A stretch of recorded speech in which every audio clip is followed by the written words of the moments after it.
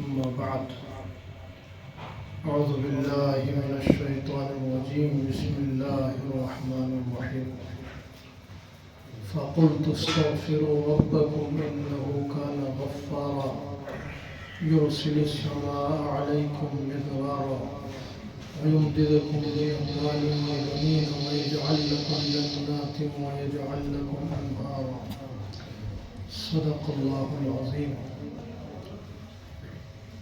فقلت استغفروا ربكم إنه كان غفارا بس تم اپنے پروردگار سے معافی مانگو، استغفار کرو. انه كان غفارا، بلا شبہ وہ معاف کرنے والا ہے. یرسل السماء علیکم مدرارا، پھر وہ تم پر آسمان سے موسلادھار بارشیں برسائے. وَيَمْدِدَكُمْ بِأَمْوَالٍ وَبَنِينَ، اور وہ تمہارے اموال اور اولاد میں کثرت کر دے گا. وَيَجْعَلْ لَكُمْ جَنَّاتٍ وَيَجْعَلْ لَكُمْ أَنْهَارًا، اور وہ تمہارے باغات اور تمہارے لیے نہروں کی کثرت کر دے گا. آج ترتیب کے ساتھ چلنے والے درس سے ہٹ کر خصوصی گفتگو کے لیے میں نے یہ آیات مبارکہ ترتیب کے مقام سے ہٹ کر پڑھی ہے. آج ہر انسان کسی نہ کسی پریشانی اور کسی نہ کسی مصیبت میں مبتلا ہے. ہر طرف سے مسائل اور مصائب نے گھیرا ہوا ہے. ہر آدمی چاہتا ہے کہ میرے مسائل حل ہوں اور مجھے مصائب سے نجات مل جائے، مگر ہر انسان مسائل سے نجات اور مصیبتوں سے نکلنے کے لیے اپنی سمجھ کے مطابق طریقے اختیار کرتا ہے اور اپنے مسائل کے حل اور مصیبتوں سے نجات کی کوشش کرتا ہے. مگر چونکہ مسائل اور مسائل کا حل انسان سے زیادہ بہتر انسان کا بنانے والا مالک اور خالق جانتا ہے، اس نے اس بات سے بھی باخبر کر دیا ہے کہ تمہیں مصیبتیں کیوں اور کیسے آئیں گی اور مسائل کیسے پیدا ہوں گے، اور پھر ان کا حل بھی بتایا ہے. قرآن کریم میں جگہ جگہ پر ان باتوں کا اظہار تفصیل کے ساتھ، کہیں اجمال کے ساتھ کیا گیا ہے، اور اللہ کے محبوب صلی اللہ علیہ وسلم نے دنیا آخرت کے تمام مسائل کا حل بتایا ہے. اصل بنیاد ہے دنیا اور آخرت کے تمام مسائل سے حل اور مصیبتوں سے نجات کے لیے تقویٰ ہے. انسان تقویٰ اختیار کر کے دنیا آخرت کی تمام پریشانیوں سے، مصیبتوں سے، مسائل سے نجات حاصل کر سکتا ہے. ان آیات مبارکہ میں اللہ کریم نے دنیا آخرت کے مسائل کے حل کو بیان فرمایا ہے اور فرمایا کہ تم استغفار پڑھو گے تو تمہارے دنیا آخرت کے تمام مسائل حل ہوں گے، اور پھر اللہ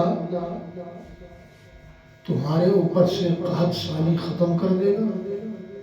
موسلادھار برسات ہوگی، بارشیں برسیں گی، زمین اناج، غلے اور سبزیاں اگائے گی، اور اسی طرح اللہ تمہارے اموال میں اور اولاد میں کثرت یعنی برکت عطا فرمائیں گے. اور ایک مقام پر اللہ کریم نے اپنے محبوب صلی اللہ علیہ وسلم کی تشویش کو دور کرنے کے لیے کہ نافرمانیوں کی بنا پر سابقہ کئی اقوام، پوری قومیں جنہوں نے نافرمانی کی تباہ و برباد ہو گئی اور ختم ہو گئی. اس لیے اللہ سے آپ نے دعا فرمائی کہ پروردگار میری امت اور میری قوم کو من حیث القوم پوری قوم کو غرق نہ کرنا۔ تو اللہ کریم نے آپ کی یہ دعا قبول فرمائی اور آپ کو تسلی دینے کے ساتھ ساتھ دنیا آخرت کی تباہی سے بچنے کا نسخہ اللہ کریم نے ارشاد فرمایا، وَمَا كَانَ اللَّهُ لِيُعَذِّبَهُمْ وَأَنْتَ فِيهِمْ، جب تک آپ ان میں موجود ہیں اللہ ان کو عذاب نہیں دے گا۔ آپ کی ذات عذاب سے نجات کا باعث اور ذریعہ ہے۔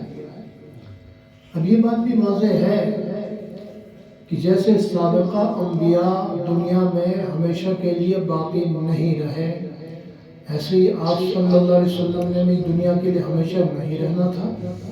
اب آپ کی موجودگی میں تو عذاب آپ کی ذات کی وجہ سے نہیں آئے گا، اللہ نے فرما دیا، تو آپ کے بعد کیا ہوگا؟ تو اللہ نے فرمایا وَمَا كَانَ اللَّهُ مُعَذِّبَهُمْ وَهُمْ يَسْتَغْفِرُونَ، اور ایسے ہی جب تک یہ استغفار کرتے رہیں گے اللہ ان کو عذاب میں مبتلا نہیں کرے گا۔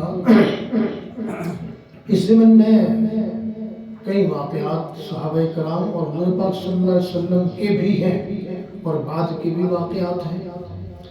میں صرف 2 واقعات بیان کر کے بات ختم کروں گا انشاءاللہ۔ ایک واقعہ تو جو پہلے کئی بار بیان ہو چکا ہے، آپ صلی اللہ علیہ وسلم کی خدمت میں صحابہ کرام بیٹھے تھے، ایک صاحب آئے اور انہوں نے ایک اپنا مسئلہ عرض کیا کہ میری یہ پریشانی ہے۔ آپ نے ان سے فرمایا استغفار پڑھو، یہ پریشانی تمہاری دور ہو جائے۔ ایک اور صاحب حاضر خدمت ہوئے، انہوں نے ایک اور مسئلہ بیان کیا، میرا یہ مسئلہ ہے، یہ پریشانی ہے۔ آپ نے اسے بھی استغفار کی تعلیم دی، کثرت سے استغفار پڑھو، اللہ تمہارا یہ مسئلہ حل کر دیں گے۔ پھر اسی مجلس میں اسی اثنا میں تیسرے صاحب آئے، انہوں نے عرض کیا کہ آقا میں اس مصیبت میں مبتلا ہوں، مجھے اس سے نجات کا حل بتا دیجیے۔ آپ نے اسے بھی یہی تعلیم فرمائی کہ کثرت سے استغفار کرو تو اللہ تمہارے اس مسئلے کو حل فرما دے گا۔ اب جب وہ تینوں حضرات جا چکے تو موجود صحابہ کرام نے عرض کیا، یا رسول اللہ صلی اللہ علیہ وسلم، 3 مختلف اشخاص آئے اور تینوں نے 3 مختلف مسائل آپ کے سامنے پیش کیے۔ آپ نے حل سب کو ایک ہی بتایا، مسائل مختلف اور حل ایک۔ آپ نے فرمایا کہ انسان کے اوپر مصائب اور مصیبتیں گناہوں کی وجہ سے آتی ہیں، استغفار پڑھنے سے گناہ ظاہر ہو جاتے ہیں تو مسائل خود بخود حل ہو جاتے ہیں۔ اور اسی زمن کا ایک واقعہ ہے حضرت امام احمد بن حنبل رحمۃ اللہ علیہ کا، یہ میں پہلے بھی بیان کر چکا ہوں۔ حضرت امام احمد بن حنبل رحمۃ اللہ علیہ کسی سفر میں تھے، راستے میں رات ہو گئی تو وہ ایک مقامی مسجد میں چلے گئے، مسجد میں نماز پڑھی، نماز پڑھ کے ادھر ہی ٹھہر گئے۔ اب انہوں نے سوچا واقف کار تو کوئی ہے نہیں اور وہ اپنا تعارف بھی نہیں کروانا چاہتے تھے، اس لیے وہ مسجد میں ٹھہرے۔ تو مسجد کی جو انتظامیہ تھی انہوں نے ان کو مسجد سے جانے کو کہا۔ امام صاحب نے فرمایا بھائی میں مسافر ہوں، میں بہت دور سے آیا ہوں، یہاں میرا نہ کوئی رشتہ دار ہے نہ کوئی تعلق والا ہے، اس لیے میں مسجد میں رات گزاروں گا اور صبح میں یہاں سے چلا جاؤں گا۔ تو مسجد والوں نے سختی سے منع کر دیا۔ اب جب مسجد والوں نے سختی سے منع کر دیا تو مجبوراً انہیں باہر مسجد کے دروازے پر آ کر ٹھہرنا پڑا۔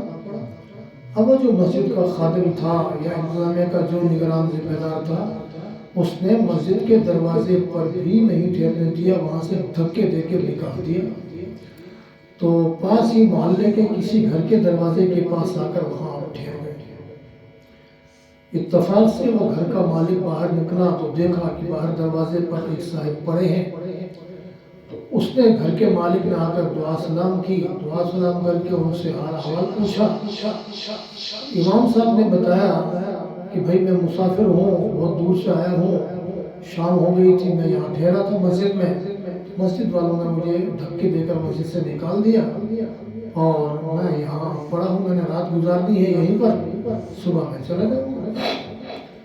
تو ان صاحب کو ان کے امام صاحب کے حال پر رحم آیا، ان کو پکڑ کر اپنی بیٹھک میں اپنے گھر میں لے کے گئے، ان کے کپڑے جھاڑ جھوڑ کے ان کو عزت کے ساتھ بٹھا کر ان کو چائے پانی پیش کیا اور ان کو کھانا پیش کیا، بستر دیا۔ اب اس دوران امام صاحب نے دیکھا کہ وہ جو صاحب ہیں وہ ایک لمحے کے لیے بھی خاموش نہیں رہتے، کچھ نہ کچھ پڑھتے رہتے۔ اب امام صاحب کو تجسس ہوا کہ یہ صاحب کیا پڑھتے رہتے۔ امام صاحب نے غور سے سنا تو وہ استغفار پڑھ رہے ہیں، استغفر اللہ استغفر اللہ استغفر اللہ ربی من کل ذنب واتوب الیہ۔ وہ استغفار پڑھتے جاتے تھے، چپ نہیں رہتے تھے۔ انہوں نے امام صاحب کی خدمت تواضع کی، کھانا پانی پیش کیا، بستر لا کے دیا، اور اب وہ صاحب جانے لگے امام صاحب کو آرام کے لیے جگہ دے کر سلا کر۔ تو امام صاحب نے انہیں آواز دی کہ بھائی صاحب میں ایک بات پوچھنا چاہتا ہوں، آپ اگر برا نہ منائیں۔ انہوں نے کہا بندہ حاضر ہے، آپ حکم کریں۔ تو آپ نے پوچھا میں جب سے آپ کے ساتھ یہاں آیا ہوں میں نے ایک خاص بات نوٹ کی ہے کہ آپ ہر وقت استغفار پڑھتے رہتے ہیں، لمحے کے لیے آپ کی زبان خاموش نہیں رہتی۔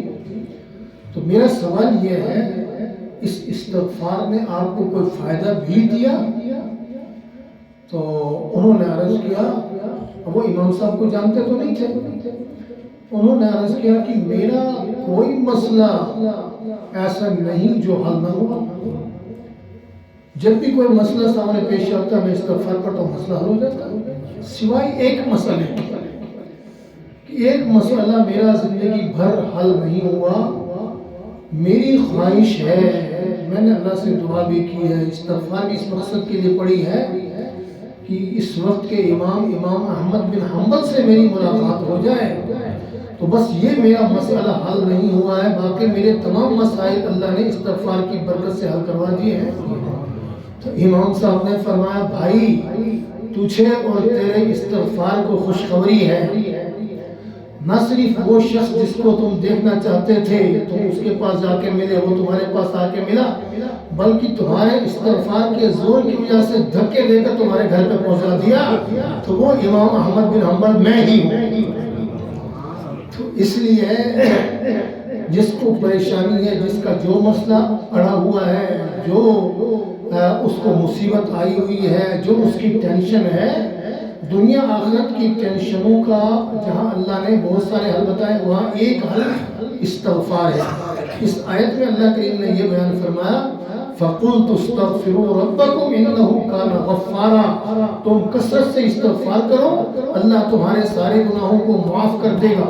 نہ صرف یہ کہ تمہارے گناہوں کو معاف کر دے گا بلکہ تمہاری دنیا آخرت اللہ سنوار دے گا، تمہیں جو ہے وہ پانی کی تنگی اور خشک سالی کی تنگی سے بھی نجات دے گا، تمہارے مال و اولاد میں بھی اللہ کثرت اور برکت عطا فرمائے گا۔ اس لیے یہ بات دوستوں کی خدمت میں عرض کرنی تھی کہ ہر مصیبت ہر مسئلے کے لیے کثرت سے استغفار کریں، انشاءاللہ اللہ دنیا آخرت کے تمام مسائل کو حل فرما دے گا۔ وہ آخر دعوانا الحمدللہ۔